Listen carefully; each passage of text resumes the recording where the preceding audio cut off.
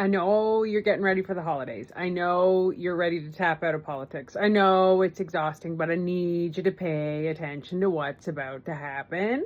Tuesday, December 9th, there will be an opposition day vote in the House of Commons. This is when the Conservatives put forward a motion and then the House votes on it.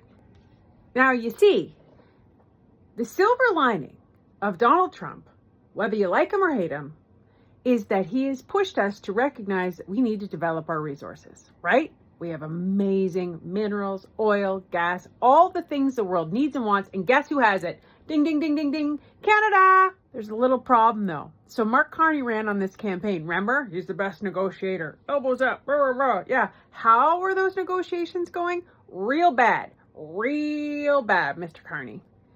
So he's figured out that everybody's like, Mr. Carney, we need to develop our resources. There's a premier in Alberta named Danielle Smith. She knows how to get things done.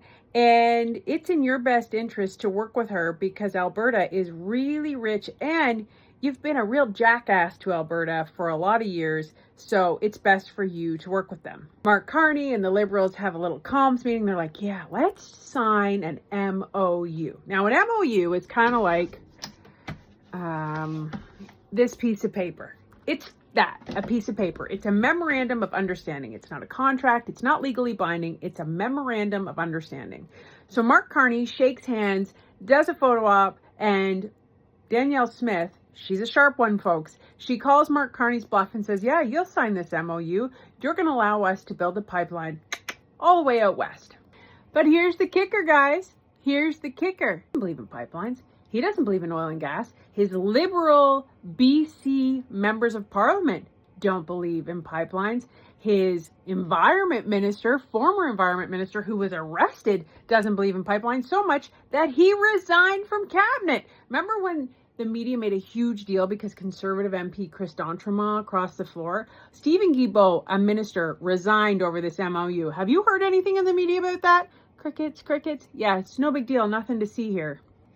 Okay, so stay with me. So the opposition day motion from the Conservatives takes the Liberal writing right out of their very own MOU and says, do you vote in favor of this? Why would the Conservatives want Mark Carney and the Liberals to vote on their own writing? This is their own memorandum of understanding. Why wouldn't they all just vote in favor of it? Because it's going to expose the hypocrites that they are. That they lie to win. They don't believe in pipelines. They do not want to develop our oil and gas and our resources. No. They want to make you poor and dependent. That is their end goal. They want you to drive electric cars, whether you want to or not. They don't want to give you a choice. They're going to tell you what to do, how to do it, when to do it, because that is the Liberal way.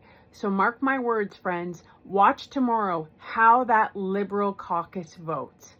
And if they do not stand united, it is exactly what the Conservatives had said from day one. They say one thing and do another. They do a photo op and then behind closed doors do the exact opposite. It is not happenstance, my friends, that we are in this economic decay, a social decay, a tariff war where things are just getting worse and worse by the day.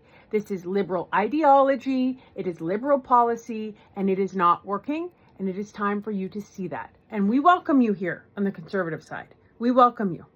The Liberals are nothing what they say they are. They pander and tell you one thing to your face and do the complete opposite when it's time to implement it.